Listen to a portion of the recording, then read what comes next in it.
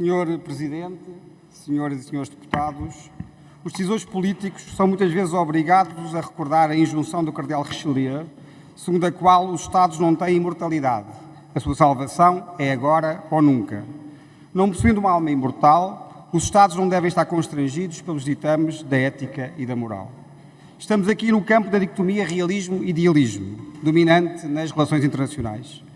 Os idealistas veem o mundo como queriam que ele fosse e não como ele é, e ao fazê-lo leva à adoção de políticas erradas que muitas vezes acabam mal. Os realistas veem o mundo como ele é, esquecendo como devia ser, e ao fazê-lo não compreendem a mudança e nunca mudam nada. O completo realista admite-se das responsabilidades da escolha, abandonando-se à inexorável lógica da causalidade histórica. O completo idealista despoja-se dos meios de compreender a realidade, abandonando-se à fantasia dos seus ideais. O idealista confunde a viagem com a estrada por onde caminha. O realista, olhando apenas para a estrada, não vê para onde vai. Os projetos de resolução apresentados pela Iniciativa Liberal e pelo PAN inscrevem-se na tradição idealista das relações internacionais. Esta tem o mérito de permitir sermos fiéis aos nossos princípios e oferece-nos a oportunidade de recuperarmos a nossa superioridade moral na defesa dos nossos valores fundamentais. Todavia, temos de admitir que os Estados se relacionam num sistema internacional anárquico e que, por isso, têm acima de tudo de defender os seus interesses, pois se não o fizerem, não há mais nada nem ninguém para fazê-lo por eles. Sem abdicar de sermos idealistas, devemos olhar para a questão suscitada por estes projetos de resolução com realismo, levando em consideração os interesses de Portugal e o lugar que neles ocupa a China. É inegável que se vivem hoje tempos cruciais de transição de poder no sistema internacional. Os Estados Unidos e a China assumem-se cada vez mais como as duas únicas grandes potências mundiais e nenhum país pode ser imune aos efeitos desta mudança sistémica. Não podemos ignorar os factos. A China é a segunda maior economia mundial, com enorme poder de projeção dos seus interesses económicos ao nível global. Na sua relação com Portugal, a China é o quinto país que mais investe na economia portuguesa, representando 6,8% do total de investimentos e ficando bem à frente de países como, por exemplo, os Estados Unidos.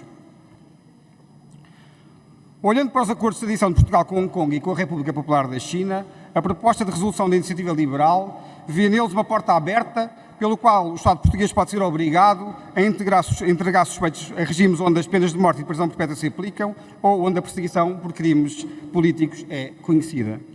Do ponto de vista jurídico, esta posição não tem qualquer fundamento. Uma breve análise dos acordos deixa bem claro que, através deles, Portugal não cede um milímetro no que diz respeito aos seus princípios e valores fundamentais, profundamente enraizados na defesa dos direitos humanos. O artigo 4º do Acordo de Extradição Portugal-Hong Kong estabelece que um pedido de extradição pode ser recusado caso a infração penal corresponda à pena de morte ou à pena de prisão perpétua.